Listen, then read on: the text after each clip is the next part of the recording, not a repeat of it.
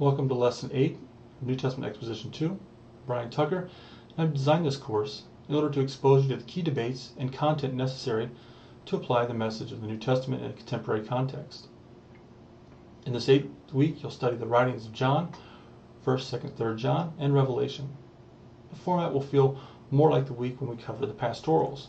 Also, this week being the end of the semester, you have 2 assignments due. First, your 3rd position paper, this one on complementarian or egalitarian, the role of women in church leadership, and 2, your final examination. This week's lesson will begin with key facts from 1st, 2nd, 3rd John, and then after a brief introduction, it will cover the history of 1st John scholarship, dealing with the authorship date, province, destination, occasion, and purpose. Then there will be a brief section on introductory matters unique to 2nd and 3rd John.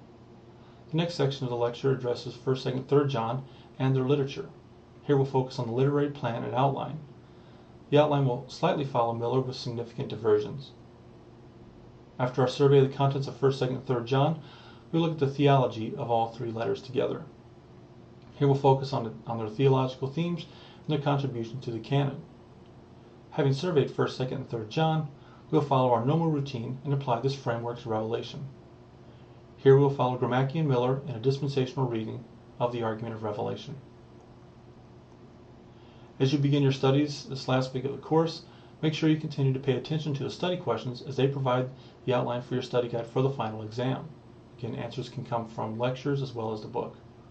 As you do your reading in your textbook in pages 781 to 872, you'll notice places where I follow more closely with the book and areas where I divert in significant ways.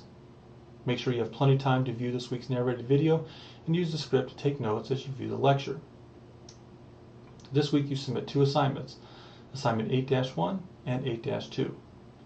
Assignment 8-1 is your position paper number 3, complementarian or egalitarian, the role of women in church leadership.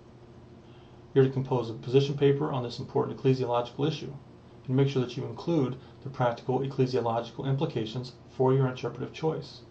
See the syllabus for further details on this assignment.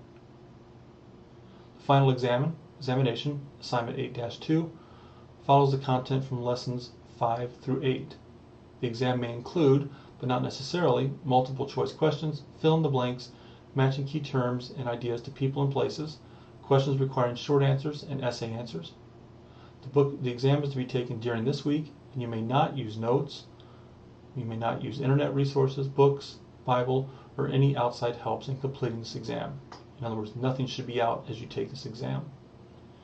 You have up to 2 hours to complete the final exam. I can't stress enough the example study questions are an important guide in helping you in your exam preparation.